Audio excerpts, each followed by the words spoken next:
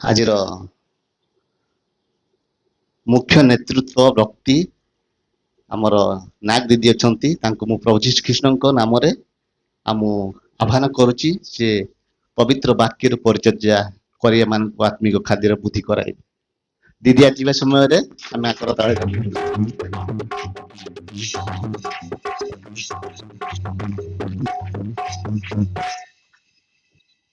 धन्यवाद भाई। प्रभु आपको आशीर्वाद करंतु। Praise Lord, hallelujah. मु धन्यवाद दिए जीवित पिता को ये सुंदर सुजोग से पुनर्बार आपण मान मध्य देई अछंती जे बाकी प्रभु को वाक्य धरी मु आपण मान निकट ठिया हो पारिबी। मोर प्रिय माने मु कहिया को चाहे मोर कोनोसी योग्यता नाही जे प्रभु को वाक्य धरी मु आपण मान निकट ठिया हेबी। ताहा परमेश्वर को अनुग्रह दया जहाँ आमान को पाई यथेष्ट जे से आमान को ठिया करंती। आमान को योग्यता नाही जे तांकर सेवा आमान करि परिबा। एहा परमेश्वर को दया जे से आमान को बाछि छंती आ पृथक करि छंती तांकर राज्य पाई। आ आपण माने एठारे अछंती, आपण माने साधारण व्यक्ति नुहो। आपण माने गोटे गोटे गाँ को बदलाइबार सामर्थ रखिथिबा लोक माने आपण माने। मु परमेश्वर का नाम रे मु आपण मान को धन्यवाद दिए। आ मु आपण मान को अनुरोध करे आपण निज पाई गोटे गोटे ताली बजांतु।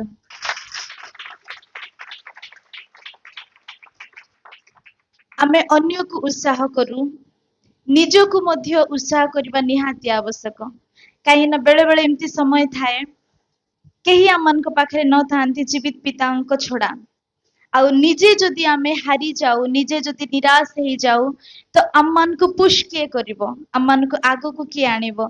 सेथि पई मु आपण मान को धन्यवाद दिए। आपण मानकर सेवा, आपण मानकर परमेश्वर को राज्य पई डेडिकेशन जो डेडिकेशन कौन कहती समर्पण जहाँ आपण माने देखांती। आउ आमे जहाँ देखिलु गोटे दिन रे जे समस्ते एक होई विश्वासी माने जहाँ आपण माने समस्ते करंती ताहा बहुत उत्तम विषय। हजार लोक अपेक्षा आमे अल्प लोक भी थिबु किंतु एक मन एक प्राण ही जेतेबेले आम माने कोनोसी विषय कार्य करू अल्परे मध्य प्रभु आम मानकर कार्य रे संतुष्ट होई से आम मानको आशीर्वाद करंती। आमेन। आउ मु विश्वास करी घोषणा करे जे एई मंडली अधिकरु अधिक बढ़िबो। आउ अधिकरु अधिक आत्मा प्रभु को राज्य रे जड़ा जीवो। आउ सेई सबुर दाई आपण माने हेबे। आपण मानक खाता रे गोटे गोटे आत्मा गोटे गोटे नहीं बहुत सारा आत्मा लेखा जीवो। आपण माने जणे प्रभु को राज्य रे जीवे नाही, आपण माने अनेक सारा आत्मा धरी प्रभु को राज्य रे जीवे। आमेन आमेन। प्रभु को महानाम रे धन्यवाद हो। मु आपण मान को धन्यवाद दिए जे पुनर्बार प्रभु को वाक्य धरी ठिया हवा पे आपण माने मते सुजोग देइछंती आ मते ग्रहण करछंती। सेति पे प्रभु आपण मान को आशीर्वाद करंतु। आज रो टॉपिक जहां मु आपण मान को सामने रखिबा को चाहे आ फर्स्ट क्वेश्चन मु आपण मान को पचारिबा को चाहे। मोर गोटे प्रश्न उत्तर देबे, देबा को राजी अछंती? ठीक अछि। प्रश्न होची आम मानकर प्रार्थना सबु बळे सुना जाय कि?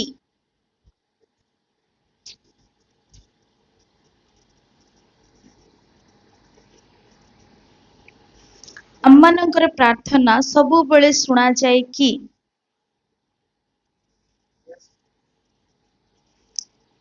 अमन आज्ञा कहिले यस। आउ के किछि कहिबे? आम मानक प्रार्थना सबु बळे सुना जाय कि?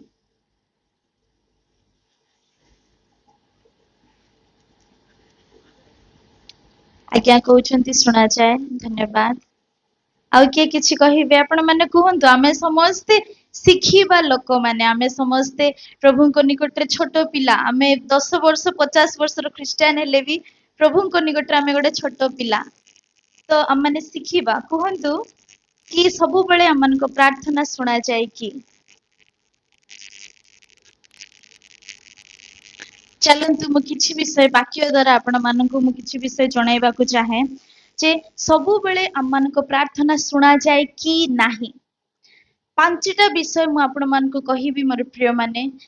जदि से दुर्बलता हमन को मध्य रे अछि, जदि हां आपण माने आपणकर समस्त प्रार्थना रो उत्तर पाई छंती, देखि छंती, उत्तम विषय।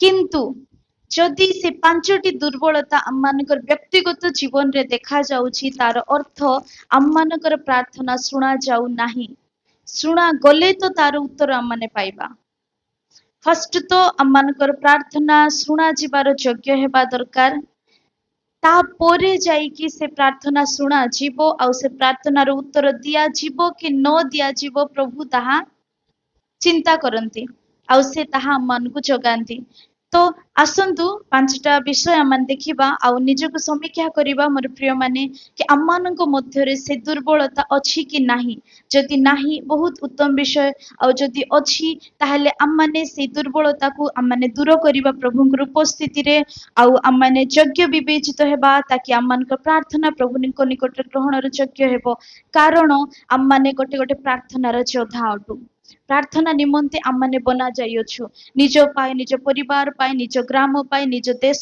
पाए निज सहर पाए निज लोक मानक पाए विजातीय मानक पाए गरीब और दुखी प्रत्येक लोकंक पाए प्रार्थनार योद्धा स्वरूपे आमे बना जाइछु तो सेथि पाए आम माने प्रार्थना समस्त प्रार्थना सुना जिबा पाए निजको योग्य विवेचित करबा दरकार लाइक क्वालिफिकेशन जे कोनोसी जॉब करबा पाए आम मन गोटे क्वालिफिकेशन दरकार पिला माने पाठ पढ़ी कॉलेज रे भी एडमिशन हेबा पाए गोटे क्वालिफिकेशन दरकार तो सेथि पाए आम मानक प्रार्थना भी प्रत्येक प्रार्थना भी सुना जिबा पाए आम मानक मध्य गोटे क्वालिफिकेशन दरकार और से क्वालिफिकेशन भितरे पांचटी दुर्बलता थाए ताहा आम माने देखिबा मु अल्प समय रे शेष करी आपण माने मते साहाय्य करंतु पढ़िबारे हितोपदेश 15 रो 29 जणे काढिबे आ गीत संगीत 66 रो 18 जणे काढिबे।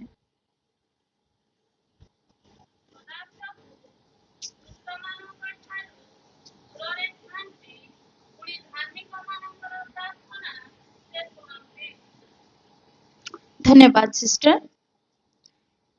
दुष्ट सदा प्रभु आउ थरे पढ़िबे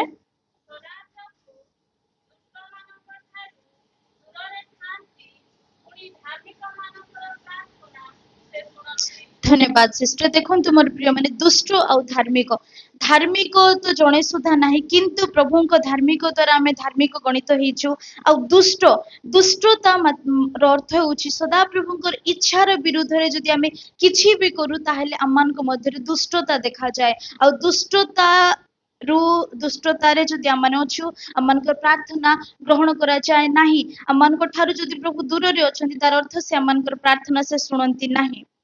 गीत संगीत 66 रो 18 आउ जणे रेडी रहिबे जहन 9 रो 31 जेबे मु मन मध्यरे अधर्म को आदर करे तेबे प्रभु मो कथा सुनिबे नाही।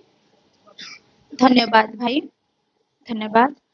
मन मध्य अधर्म को जदि मु आदर करे मोर प्रिय माने आज आम मानकर कार्य लोक माने देखंती हेई पारे आमे अन्य दृष्टि रे गोटे सेवक सेविका विश्वासी हिसाब रे आम माने चालुछु किंतु आम मानकर हृदय को तौलिबा परमेश्वर से जदि आम मानकर मन रे जदि अधर्म को आमे आदर करूछु आज आम मानकर मन रे जदि किछि विपरीत परिस्थिति आसिला आ अन्य पाई जदि आम माने किछि मंदता को आमे चिंता करूछु अन्यर हानि को जदि आमे चिंता करूछु अन्य पाई किछि भी विषय आपण माने उत्तम हृदय आपण मान को परमेश्वर देइचंती किंतु किछि मान लोक मान मध्य देखा जाए मन रे अधर्मर आदर जनातरी किंबा अजनातरे प्रत्येक विषय जदि ठीक चली तो आम माने उत्तमता को आम हृदय रे आम माने स्थान दउ आम मन रे उत्तमता को आम स्थान दउ किंतु जदि विपरीत परिस्थिति आम जीवन रे आसे बेले बेले आम मन रे जनातरी किंबा अजनातरे अधर्म स्थान पाई जाई थाए आउ ऑन दैट राइट मोमेंट जते बेले अधर्म आम मानकर मन रे स्थान पाउछि सेते बेले जदि आमे किछि भी विनती करूछु आम मानकर प्रार्थना ग्रहण करा जाए नाही आम मानकर कथा को से सुनंती नाही। आज आम माने देखिबा कि कोन विपरीत परिस्थिति रे मोर मन रे अधर्म स्थान पाउछि कि अधर्मर अर्थ होछि किछि भी मंदता अन्य पाए जदि आमे भाबुछु अन्यर परिवार अन्य विश्वासी विजातीय किंबा स्वजाति जहा विरुद्ध रे भी आमे जदि किछि भी विषय जदि आमे भाबुछु ताहेले अधर्म अनक मध्य रे स्थान पाइला आउ आम मानकर प्रार्थनार उत्तर आम माने देखि पारिबु नाही आम मानकर जीवित पिता आम मानकर प्रार्थना सुनंती नाही। गीत संगीत 66 रो 18 पढ़िले ଜହନ 9:31 ପଢିଲେ ଈଶ୍ୱର ଯେ ପାପୀମାନଙ୍କ କଥା ଶୁଣନ୍ତି ନାହିଁ, ଏହା ଆମ୍ଭେମାନେ ଜାଣୁ। କିନ୍ତୁ ଯଦି କେହି ଈଶ୍ୱର ଭକ୍ତ ହୋଇ ତାହାଙ୍କର ଇଚ୍ଛା ସାଧନ କରେ, ତାହେଲେ ସେ ତାହାର କଥା ଶୁଣନ୍ତି। ଧନ୍ୟବାଦ ସିଷ୍ଟର। ଦେଖନ୍ତୁ ଏଠାରେ ଲେଖା ହେଇଛି ପାପୀ ମାନଙ୍କର କଥା ସେ ଶୁଣନ୍ତି ନାହିଁ। ଏବେ ଆମମାନଙ୍କୁ କ୍ୱେଶ୍ଚିନ୍ ଆସେ ଯେ ଆମେ ତ ସମସ୍ତେ ପାପୀ, କିନ୍ତୁ ମୋର ପ୍ରିୟ ମାନେ ଆମେ ଆଉ ପାପୀ ନାହୁଁ। ଆମେ ମାନେ ଜୀବିତ ପିତାଙ୍କ ରକ୍ତ ଦ୍ୱାରା ଆମେ ଧୌତ କରାଯାଇ ଧାର୍ମିକ ଗଣିତ ହେଇଛୁ, କିନ୍ତୁ ଆମେ ଜାଣି ଜାଣି ପାପ କରୁଛୁ। ଆମେ ଆଉ ଏବେ ପାପୀ ନାହିଁ, ଆମେ ଧୌତ କରାଯାଇଛୁ, ଆମେ ଧାର୍ମିକ ଗଣିତ ହେଇଛୁ, ଆମେ ପରିତ୍ରାଣ ପ୍ରାପ୍ତ ଲୋକ। ଯେତେବେଳେ ତାଙ୍କ ନାମ ଧରି ଆମମାନେ ପ୍ରଭୁଙ୍କ ନିକଟରେ ଆସିଲୁ, ତାଙ୍କ ରକ୍ତ ଦ୍ୱାରା ଧୌତ ହେଲୁ, ପୁତ୍ରତ୍ୱର ଅଧିକାର ଆମମାନେ ପାଇଲୁ ମୋର ପ୍ରିୟ ମାନେ, ସେତେବେଳେ ଆମେ ଆଉ ପାପୀ ରହିଲୁ ନାହିଁ। କିନ୍ତୁ ତା ବାଦେ ଯଦି ମନ୍ଦତା ଆମମାନଙ୍କର ଶରୀରରେ ସ୍ଥାନ ପାଉଛି, ଆମମାନଙ୍କର ମନରେ ସ୍ଥାନ ପାଉଛି, ତାହେଲେ ଆମମାନେ ପାପୀ ନ ହେଇ ମଧ୍ୟ ଆମେ ପାପ କରୁଛୁ, ଆଉ ପାପ କଲା ପରେ ଆମମାନେ ପାପୀ ଗଣିତ ହେଉଛୁ। ଆଉ ଯଦି ସେ ପାପ ଆମମାନଙ୍କର ଦୈନନ୍ଦିନ ଜୀବନରେ ସ୍ଥାନ ପାଉଛି, ତାହେଲେ ଆମମାନଙ୍କର ପ୍ରାର୍ଥନା ଶୁଣାଯିବ ନାହିଁ। ଆଉ ଯଦି ଆମେ ଧାର୍ମିକ ଜୀବନ ବିତାଉଛୁ, ତାହେଲେ ଆମମାନଙ୍କ ପ୍ରାର୍ଥନା ଶୁଣାଯିବ। ଆମେ କେବେ ମଧ୍ୟ ଭାବିବା ନାହିଁ ଯେ ଆଜି ମୋ ଭିତରେ ମନ୍ଦତା ଚିନ୍ତା ଅଛି, ଆଜି ମୋର ଚାଲିଚଳନ ପାପମୟ ଅଛି, ଆଉ ମୋର ପ୍ରାର୍ଥନା ଗ୍ରହଣ କରାଯିବ, ମୋର ପ୍ରାର୍ଥନା ଶୁଣାଯିବ। ଆମେ କେବେ ମଧ୍ୟ ଭାବିବା ନାହିଁ। ଆଉ ଯଦି ଆମେ ଭାବୁଛୁ, ତାହେଲେ ଆମେ ମିସକନସେପସନରେ ଅଛୁ। ଆମମାନେ ଜାଣିବା ଦରକାର ଯେ ଆମମାନଙ୍କର ଆଚାର ବ୍ୟବହାର ଚାଲିଚଳନ ଧାର୍ମିକ ହେବା ନିହାତି ଦରକାର, ଯଦି ଆମେ ଅନ୍ୟ ପାଇଁ ଗୋଟେ ପ୍ରାର୍ଥନାର ଯୋଦ୍ଧା ହେଇ ଠିଆ ହେବାକୁ ଚାହୁଁଛୁ। ଆମେନ୍। ପ୍ରଥମ ପିତର 3:7 କେହି ଜଣେ ପଢିବାରେ ସାହାଯ୍ୟ କରିବେ?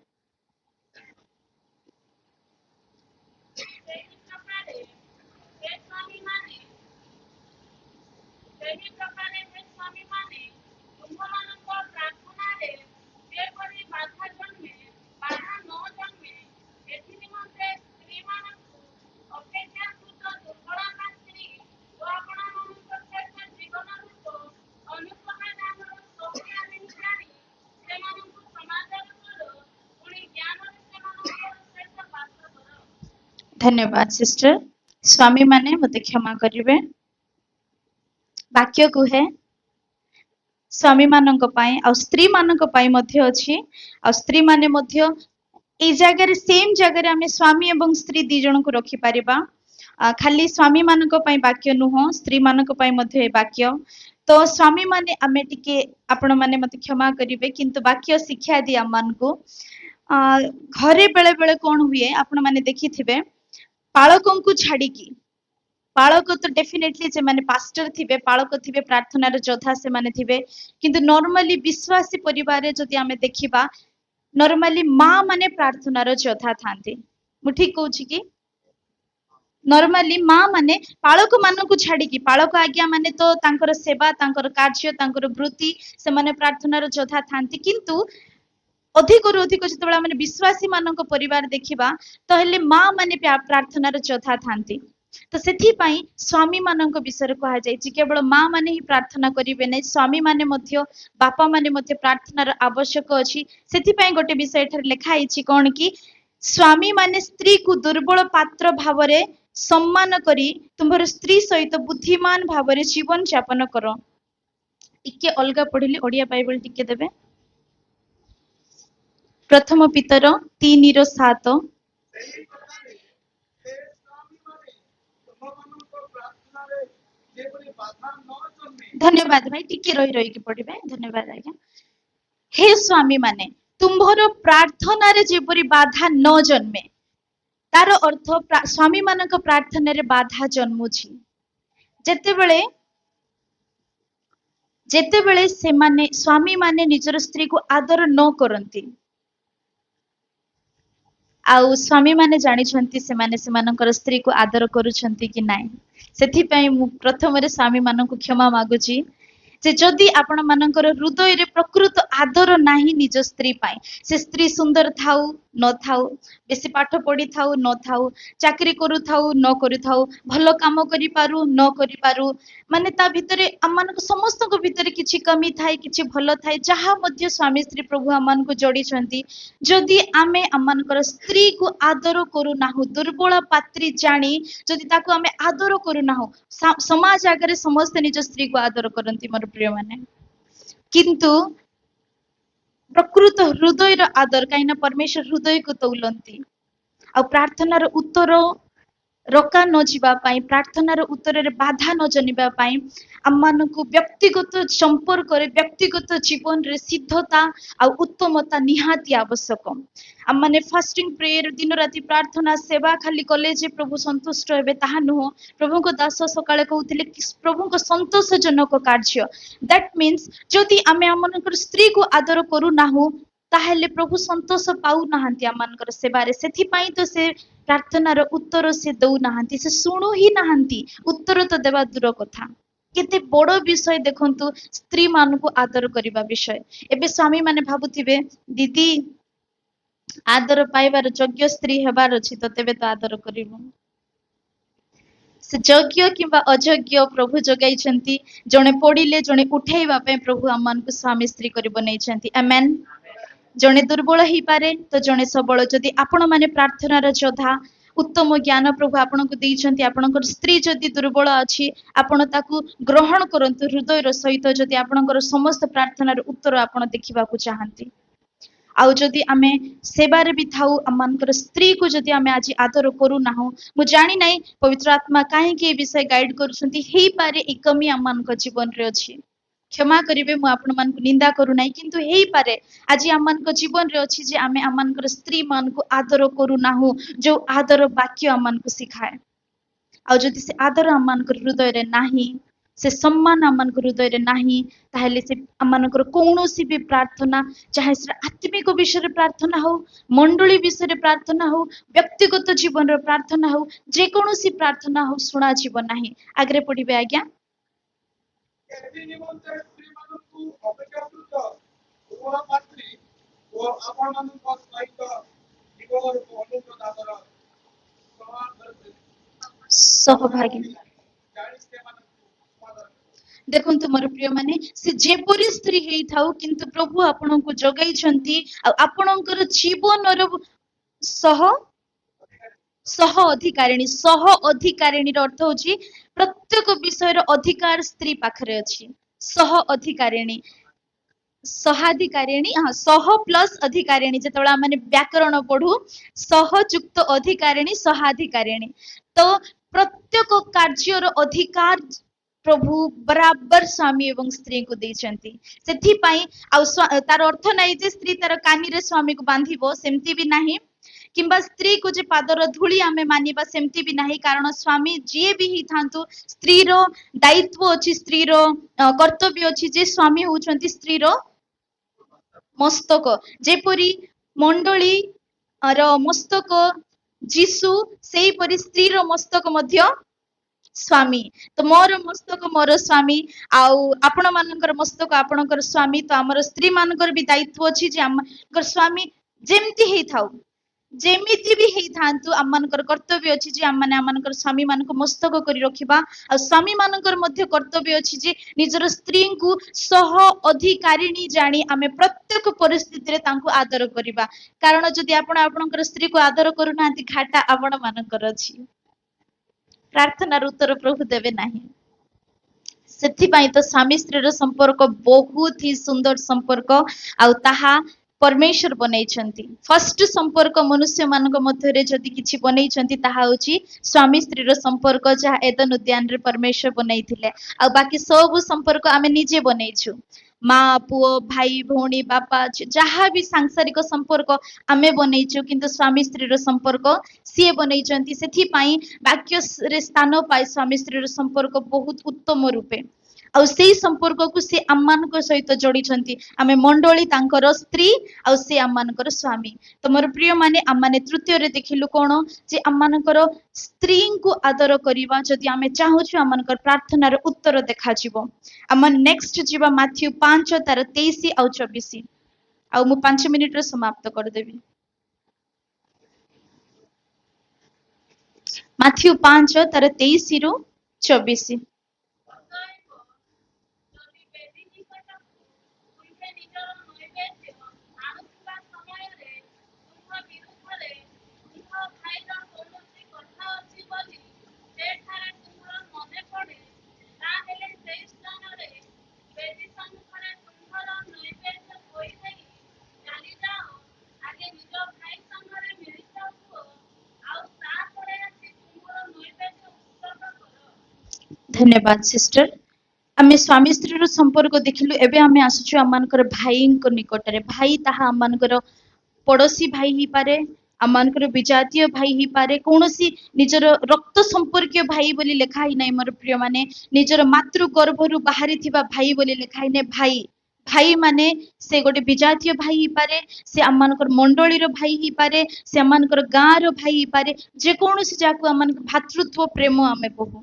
ଯେକୌଣସି ଭାଇ ବିରୁଦ୍ଧରେ ଯଦି ଆମମାନଙ୍କ ମନରେ ହୃଦୟରେ କିଛି ବି କଥା ଅଛି ତାହେଲେ ତା ସହିତ ଆମେ ପ୍ରଥମେ ମେଳ ମିଳାପ କରିବା, ତାପରେ ଆସି ଆମେ ଯେକୌଣସି କାହିଁକିନା ପ୍ରାର୍ଥନା ବି ଗୋଟେ ଉତ୍ସର୍ଗ କରିବା ଦାନ। ଆମେ ଉତ୍ସର୍ଗ କରୁଛୁ ନା ପ୍ରାର୍ଥନା। ତ ବେଦୀରେ ଖାଲି ଆମେ ପ୍ରଥମ ଫଳ କି ଚାନ୍ଦା ଦାନ କି ମୁଠି ଦାନ ତାହା ହିଁ ଆମେ ବେଦୀ ନିକଟରେ ଆଣୁନାହୁଁ। ଆମମାନଙ୍କ ପ୍ରତ୍ୟେକ ଚିନ୍ତାର ଭାରକୁ, ଆମମାନଙ୍କର ପ୍ରତ୍ୟେକ ଇଚ୍ଛାକୁ, ଆକାଂକ୍ଷାକୁ, ଆବଶ୍ୟକତାକୁ, ପ୍ରତ୍ୟେକ ବିଷୟକୁ ଆମେ ଆମମାନଙ୍କର ଜୀବିତ ପିତାଙ୍କ ନିକଟରେ ଆମେ ସମର୍ପଣ କରୁ। ଆମମାନଙ୍କ ପ୍ରତ୍ୟେକ ଚିନ୍ତାର ଭାରକୁ ଆମେ ସମର୍ପଣ କରୁ। ତ ତାହା ବି ବେଦୀ ଉପରେ ଚଢା ଯାଇଥିବା ଉତ୍ସର୍ଗ କରିବା ବିଷୟ ମୋର ପ୍ରିୟ ମାନେ। ତ ଯଦି ଆମେ ପ୍ରାର୍ଥନାକୁ ଉତ୍ସର୍ଗ କରୁଛୁ ତାହେଲେ ମଧ୍ୟ ଆମମାନଙ୍କର ଭାଇ ବିରୁଦ୍ଧରେ କିଛି କଥା ଅଛି ତାକୁ କ୍ଷମା କରି, ତାକୁ କ୍ଷମା ମାଗି, ତା ସହିତ ମେଲ ମିଳାପ କରି ଆମମାନେ ଆମମାନଙ୍କର ପ୍ରାର୍ଥନାକୁ ଉତ୍ସର୍ଗ କରିବାର ଆବଶ୍ୟକ ଅଛି। ତେବେ ହିଁ ଆମମାନଙ୍କ ପ୍ରାର୍ଥନା ଗ୍ରହଣର ଯୋଗ୍ୟ ହେବ। ଆପଣମାନେ ତ ଜାଣିଛନ୍ତି ସେ କରଗ୍ରାହୀ ଆଉ ଫାରୁସିଙ୍କର ପ୍ରାର୍ଥନା, ସେ ଷ୍ଟୋରି ମୁଁ କହିବିନି, ଆପଣମାନେ ଜାଣିଛନ୍ତି। ତ ସେ ନମ୍ରତା ଆମମାନଙ୍କ ଜୀବନରେ ଥିବା ନିହାତି ଆବଶ୍ୟକ। ନେକ୍ସଟ ଆମମାନେ ଯିବା ମାଥ୍ୟୁର 6 ତାର 12। ତାପରେ ଜଣେ ରେଡି ହେଇଥିବେ ଲୁକ 17:3 ସହିତ। ଲୁକ 17:3 ଆଉ ମାଥ୍ୟୁ 6:12। ଆମ୍ଭେମାନେ ଯେପରି ଆପଣା ଆପଣା ଅପରାଧୀମାନଙ୍କୁ କ୍ଷମା କରିଅଛୁ, ସେପରି ଆମ୍ଭମାନଙ୍କର ଅପରାଧ ସବୁ କ୍ଷମା କର। ଧନ୍ୟବାଦ ସିଷ୍ଟର। ଏ ଜାଗାରେ ଟିକେ ଆମମାନେ ଖ୍ରୀଷ୍ଟିଆନ ମାନେ ଉଣା ପଡି ଯାଉଛୁ। କାହିଁକି ନା ଆମେ ଧାର୍ମିକ ବୋଲି ଭାବୁ ନିଜକୁ। ଖ୍ରୀଷ୍ଟିଆନ ମାନେ ଆମେ ନିଜକୁ ଧାର୍ମିକ ବୋଲି ଭାବୁ, ଆମେ ନିଜକୁ ପବିତ୍ର ବୋଲି ଭାବୁ। ଆମମାନଙ୍କ ପାଇଁ ଯୋଉ ଆଜ୍ଞା ସକାଳେ କହୁଥିଲେ ଗର୍ବ, ଆମମାନଙ୍କ ମଧ୍ୟରେ ବ୍ୟଭିଚାର ଦେଖାଯାଉନଥିବ, ଆମମାନଙ୍କ ମଧ୍ୟରେ ଚୋରି ଦେଖାଯାଉନଥିବ, ଆମମାନଙ୍କ ମଧ୍ୟରେ ନିନ୍ଦା ଦେଖାଯାଉନଥିବ, ଆମମାନଙ୍କ ମଧ୍ୟରେ କଳହ ହେଇପାରେ ଦେଖାଯାଉନଥିବ, ଆମେ ଏମିତି କିଛି ବଡ ପାପ ହେଇପାରେ କରୁନଥିବୁ, କିନ୍ତୁ ଯେତେବେଳେ ଅନ୍ୟ ଆମମାନଙ୍କ ବିରୁଦ୍ଧରେ କିଛି ବନ୍ଦତା କରେ, କିଛି ବି ଆମମାନଙ୍କ ବିରୁଦ୍ଧରେ ସେ କାର୍ଯ୍ୟ କରେ, କଥା କୁହେ, ସେତେବେଳେ ଆମମାନଙ୍କର ପବିତ୍ରତା ସାମ୍ନାରେ ପଳେଇ ଆସେ। ଆମମାନେ ତାଙ୍କୁ କ୍ଷମା କରି ପାରୁନାହୁଁ, ଆମେ ତାଙ୍କଠୁ ଆମେ ଦୂରକୁ ହେଇଯାଉ। ଆମମାନଙ୍କ ପାଇଁ ତାଙ୍କ ପାଇଁ ଆମମାନଙ୍କ ହୃଦୟରେ କଟୁପଣ ପଳେଇ ଆସେ। ବାକ୍ୟ କଣ କୁହେ? ଦୁଷ୍ଟ ଲୋକମାନଙ୍କ ପ୍ରତି ବିରକ୍ତ ହୁଅ ନାହିଁ। ବାକ୍ୟ ଆମମାନଙ୍କୁ ଶିଖାଏ ମୋର ପ୍ରିୟ ମାନେ।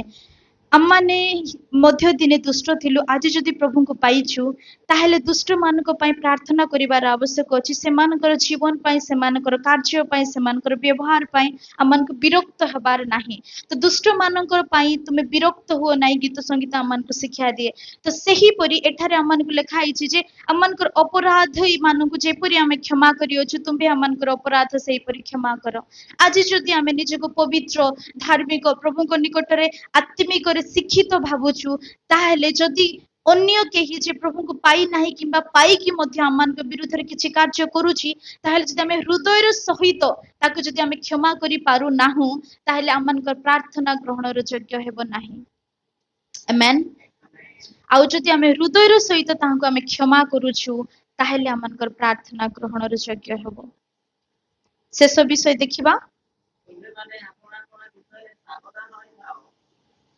ଯଦି ତୁମ ଭାଇ ପାପ କରେ ତେବେ ତାହାକୁ ଅନୁତାପ କର, ଆଉ ସେ ଯଦି ମନ ପରିବର୍ତ୍ତନ କରେ ତେବେ ତାହାକୁ କ୍ଷମା ଦିଅ। ଧନ୍ୟବାଦ ଭାଇ। এই সেম টপিক রে আমি আসুଛୁ এই দুইটা বাক্য সেম টপিক ର ଯେ ଯେକୌଣସି ଭାଇ ଆମମାନଙ୍କ ବିରୁଦ୍ଧରେ କିଛି କାର୍ଯ୍ୟ କରୁଛନ୍ତି ତାହେଲେ ସେମାନଙ୍କୁ ଆମେ କ୍ଷମା ଦେବା ଆଉ ଭୁଲି ଯିବାର ଆବଶ୍ୟକ ଅଛି। ଆମେ କ୍ଷମା ତ ଦେଇ ଦଉଛୁ, ମନେ ଅଛି ଜୀବନ ସାରା ପାଇଁ ମନେ ରଖିଥିବେ। ଆମେ ଏମିତି କହୁଛୁ ନା, କଣ କହିଲେ? ଅନ୍ତର ସହ ଆମେ ଦେଉନାହୁଁ। ଫର୍ମାଲିଟି ପାଇଁ ଯଦି ଜଣେ ସରି କହିଦେଲା ଠିକ ଅଛି କହିଦଉ, କାହିଁକି ନା ଆମମାନଙ୍କର ଏଟିଟ୍ୟୁଡ ଖ୍ରୀଷ୍ଟିଆନ ମାନଙ୍କର ଏଟିଟ୍ୟୁଡ କ୍ଷମା ଦେବା ଆମେ ଜାଣିଛୁ, ତ ଏମିତି କ୍ଷମା ଦେଇ ଦଉଛୁ କିନ୍ତୁ ହୃଦୟର ସହିତ ଆମେ ଦଉନାହୁଁ। ପରମେଶ୍ୱର ଆମମାନଙ୍କର ଏଇ ଯୋଉ ଠିକ ଅଛି ଦେଖନ୍ତି ନାହିଁ, ହୃଦୟରେ ଠିକ ଅଛି କି ନାହିଁ ତାହା ସେ ଦେଖନ୍ତି। ତ ହୃଦୟର ସହିତ ଆମେ କ୍ଷମା ଦଉଛୁ କି ନାହିଁ ତାହା ପରମେଶ୍ୱର ସମୀକ୍ଷା କରନ୍ତି, ଯାଚନ୍ତି ଆଉ ସେ ଆମମାନଙ୍କ ପ୍ରାର୍ଥନାକୁ ତୌଲନ୍ତି ଆମମାନଙ୍କର ହୃଦୟର ବିଷୟକୁ ନେଇ ଯେ ଆମେ କ୍ଷମା ଦେଇଛୁ କି ନାହିଁ। ଆଉ ଶେଷ ବିଷୟ ଆମେ ପଢିବା ଯୋହନ 15:7 ସେଠାରେ ଲେଖା ହେଇଛି ଯେ ପ୍ରଭୁଙ୍କ ଠାରେ ଲାଗି ରହିବା ବିଷୟ। 15:7 ଯଦି ତୁମ୍ଭେମାନେ ମୋ ଠାରେ ରୁହ ଆଉ ମୋର ବାକ୍ୟ ତୁମ୍ଭମାନଙ୍କ ଠାରେ ରୁହେ, ତାହେଲେ ଯେକୌଣସି ବିଷୟ ଇଚ୍ଛା କର ତାହା ମାଗ, ଆଉ ତୁମ୍ଭମାନଙ୍କ ନିମନ୍ତେ ତାହା ସାଧିତ ହେବ। ଧନ୍ୟବାଦ ସିଷ୍ଟର। ଆଉ ପ୍ରଭୁଙ୍କ ଠାରେ ରଖିବା ବିଷୟ ମୋର ପ୍ରିୟ ମାନେ ଯେ ପବିତ୍ର ହୋଇ ରହିବା, ଯାହା ସକାଳେ ଆଜ୍ଞା ଶିଖାଇଲେ ଯେ ଆମମାନଙ୍କୁ ପବିତ୍ରତା ନିହାତି ଆବଶ୍ୟକ ଅଛି।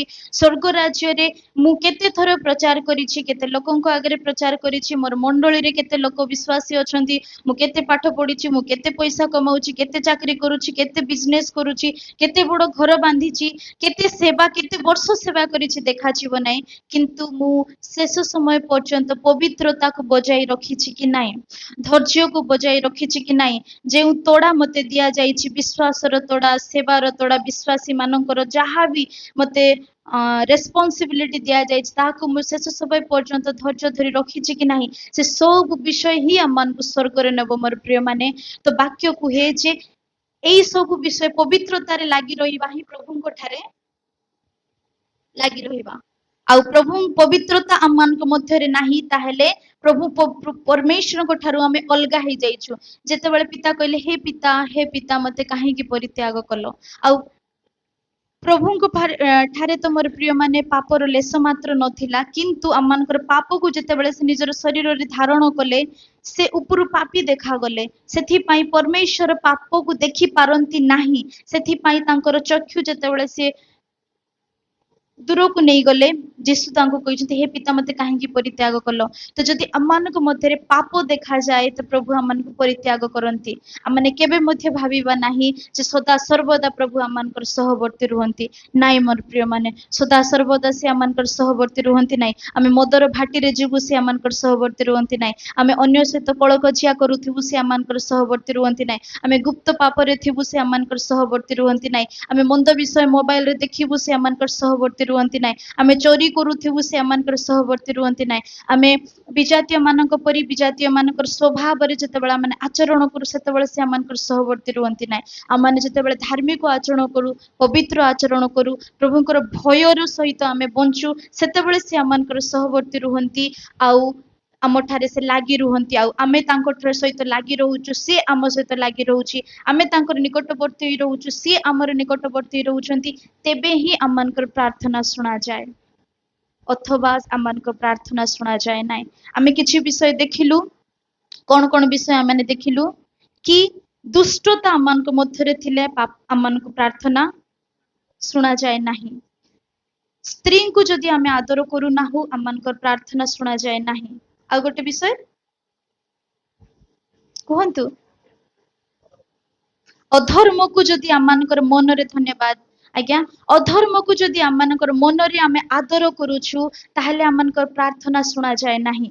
ଚତୁର୍ଥ ବିଷୟ अन्य को जदि आमे क्षमा करि पारु नाहु अन्यर अपराध को जे भी ही थाउ अमन को विरुद्ध रे जदि किछि भी से अपराध करिसंती तांको जदि आमे हृदय रे सहित क्षमा करि पारु नाहु ताहेले अमन को प्रार्थना ग्रहण रे योग्य हेई पारे नाही। आ पंचम विषय मु आपण मन को कहली जे प्रभु को ठारे जदि आमे लागी रहुछु तेबे ही से अमन को प्रार्थना सुनंती आ जदि तांको ठारे आमे लागी रहु नाहु ताहेले से अमन को प्रार्थना सुनंती नाही। आसंतु आमाने निज निज को समीक्षा करिबा ए पांचटा क्वालिटी अमन को मध्य रे अछि कि नाही। आ जदि पांचटा क्वालिटी भितरे कोनोसी भी विषय रे जदि आमे कमी रही जाइछु अमन को मध्य रे दुर्बलता अछि तो आसंतु मोर प्रिय माने अल्प समय आमाने आखि बंद करिबा आ अमन को जीवित पिता को अमन हृदय एवं शरीर को समर्पण करिबा ताकि अमन को प्रार्थना तांको निकट रे ग्रहण रे योग्य हेबो।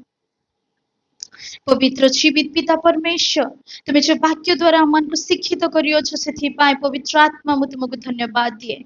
मु निज को आउ तुमरो प्रिय लोक मान को प्रभु मु तुम हस्ତରେ समर्पण करूछि। प्रभु को अमान को मध्य रे अनेक दुर्बलता अमान को मध्य रे अनेक कमी घटी देखा जाए मोर प्रिय पिता।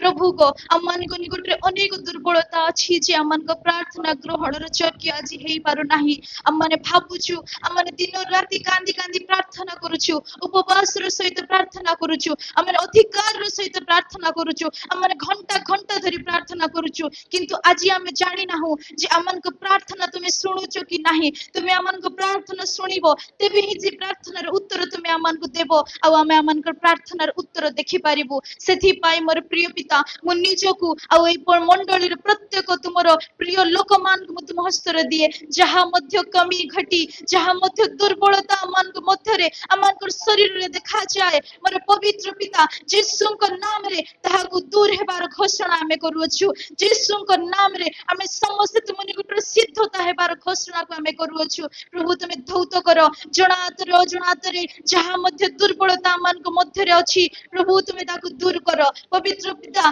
तुमर उपस्थिति अमन को भरपूरी दिए तुमर उपस्थिति अमन को मध्य संपूर्णता आने मोर पवित्र आत्मा मु अमन समस्त को तुम हस्ते समर्पण करूछि। जहा मध्य दुर्बलता देखा जाउ अछि पवित्र पिता ताको तुमे दूर करो अमन को सिद्ध करो तुमे जे पर सिद्ध सेही पर अमन को सिद्ध करो ताकि आमे पवित्र हेबु तुम निकट रे संतोषर पात्र हेबु आ अमन कर प्रार्थना तुम निकट ग्रहण रे योग्य हेबो कारण तुमे अमन को प्रार्थना रे योद्धा बनाइयो छ।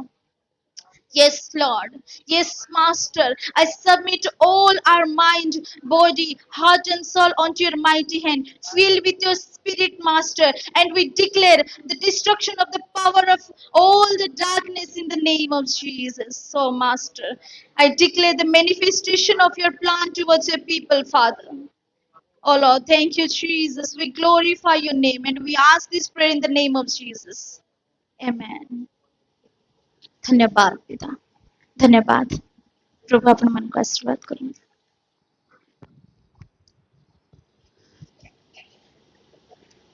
धन्यवाद।